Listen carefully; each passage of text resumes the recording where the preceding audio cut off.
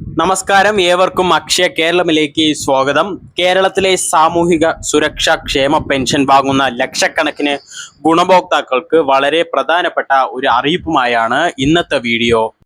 അതിനാൽ നിലവിൽ പെൻഷൻ വാങ്ങുന്നവരും പുതുതായി പെൻഷൻ അപേക്ഷിക്കാൻ ഉദ്ദേശിക്കുന്നവരും ഈ വിവരങ്ങൾ മുഴുവനായും ശ്രദ്ധിക്കേണ്ടതാണ്. സർക്കാരിന്റെ ലക്ഷ്യം യാഥാർത്ഥ്യത്തിൽ അർഹരായ ആളുകൾക്ക് മാത്രമാണ് പെൻഷൻ ലഭിക്കേണ്ടത് എന്നതാണ്. അതിനാൽ അർഹതയില്ലാത്തവർ പട്ടികയിൽ തുടരുന്നുണ്ടോ എന്ന് കണ്ടെത്താൻ പ്രത്യേക പരിശോധനകൾ നടക്കുന്നുണ്ട്. ഇതിന്റെ ഭാഗമായി വിവിധ മാനദണ്ഡങ്ങൾ പരിശോധിച്ച് അർഹരല്ലെന്ന് കണ്ടെത്തുന്നവരെ പട്ടികയിൽ നിന്ന് ഒഴിവാക്കാനും സർക്കാർ തയ്യാറെടുക്കും. ഇപ്പോൾ പലർക്കും ഒരു സംശയമുണ്ട്, ഞാനിപ്പോൾ പെൻഷൻ വാങ്ങുന്നുണ്ട്, ഇനി അത് മുടങ്ങുമോ എന്നാണ് ആ ചോദ്യം. അതിനുള്ള മറുപടി നിങ്ങളുടെ കുടുംബത്തിന്റെ സാമ്പത്തിക സ്ഥിതി, സ്വത്ത് വിവരങ്ങൾ, വീടിന്റെ വിവരങ്ങൾ എന്നിവയെ ആശ്രയിച്ചിരിക്കും. ഇനി പെൻഷൻ മുടങ്ങാൻ സാധ്യതയുള്ള പ്രധാനപ്പെട്ട കാര്യങ്ങൾ ഓരോന്നായി നമ്മൾക്ക് നോക്കാം. ഒന്നാമത്തെ കാര്യം, വീടിന്റെ വിസ്തീർണം. ക്ഷേമ പെൻഷൻ ലഭിക്കുന്നതിനുള്ള പ്രധാന മാനദണ്ഡങ്ങളിൽ ഒന്നാണ് വീടിന്റെ വിസ്തീർണം. 2000 സ്ക്വയർ ഫീറ്റിൽ കൂടുതലുള്ള വീടുകളുടെ ഉടമസ്ഥർക്ക് സാധാരണയായി ക്ഷേമ പെൻഷൻ അർഹത ലഭിക്കില്ല.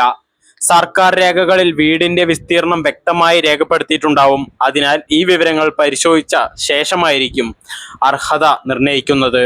വലിയ വീടുകളും മികച്ച സാമ്പത്തിക സാഹചര്യമുള്ള ആളുകൾക്ക് ക്ഷേമ പെൻഷൻ നൽകേണ്ട സാഹചര്യമില്ലെന്നാണ് സർക്കാരിന്റെ നിലപാട്.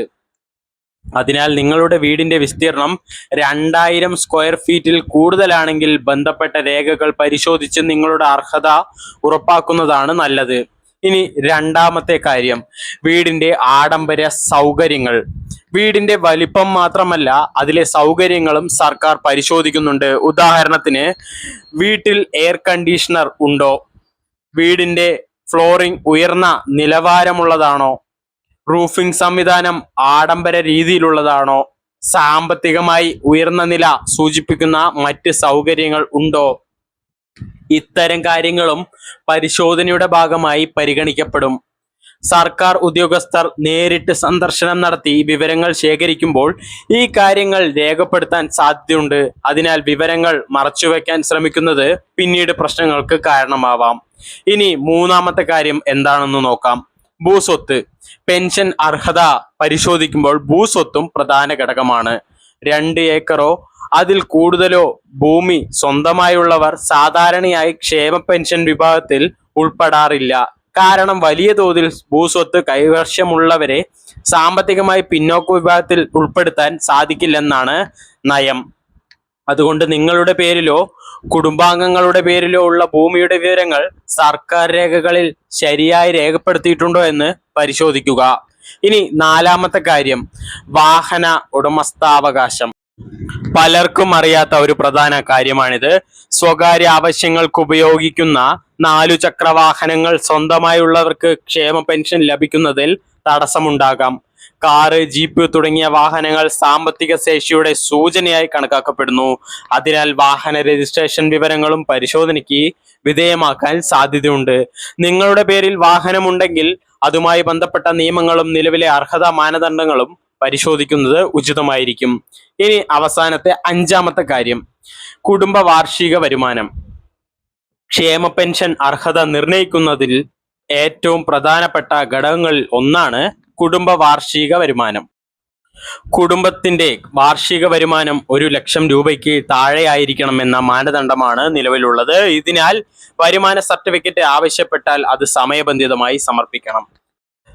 പലപ്പോഴും രേഖകൾ ഹാജരാക്കാത്തതുകൊണ്ടോ തെറ്റായ വിവരങ്ങൾ നൽകിയതുകൊണ്ടോ ആനുകൂല്യങ്ങൾ തടസ്സപ്പെടാൻ സാധ്യതയുണ്ട്.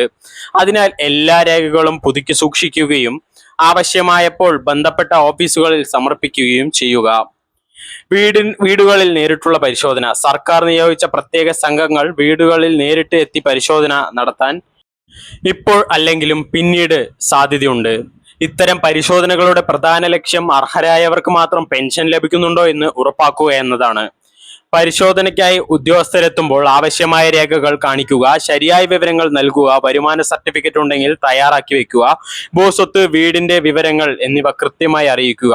ഇവ ചെയ്യുന്നത് പിന്നീടുണ്ടാവുന്ന ബുദ്ധിമുട്ടുകൾ ഒഴിവാക്കാൻ സഹായിക്കും.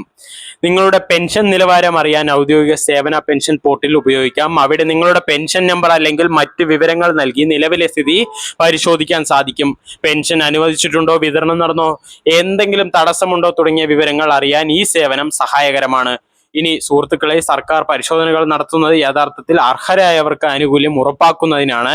അതിനാൽ തെറ്റായ വിവരങ്ങൾ നൽകാതിരിക്കുക, നിങ്ങളുടെ രേഖകളെല്ലാം പുതുക്കി സൂക്ഷിക്കുക. അർഹത സംബന്ധിച്ച് സംശയങ്ങൾ ഉണ്ടെങ്കിൽ പഞ്ചായത്തോ മുനിസിപ്പാലിറ്റി ഓഫീസുകളിലോ ബന്ധപ്പെടുക. ഇത് ഭാവിയിലേക്കുള്ള പ്രധാനപ്പെട്ട അറിയിപ്പുകളാണ്. ഇതിൽ എന്തെങ്കിലും മാനദണ്ഡങ്ങൾ നിങ്ങൾ തെറ്റിക്കുന്നുണ്ടെങ്കിൽ ശരിയാക്കുക. ഇങ്ങനെയുള്ള ഇൻഫോർമേറ്റീവ് വീഡിയോസിനായി ചാനൽ സബ്സ്ക്രൈബ് ചെയ്യാനും ഷെയർ ചെയ്യാനും നിങ്ങളുടെ അഭിപ്രായങ്ങൾ കമന്റ് ചെയ്യാനും മറ്റുള്ളവരിലേക്ക് ഷെയർ ചെയ്യാനും മറക്കരുത്. നന്ദി, നമസ്കാരം.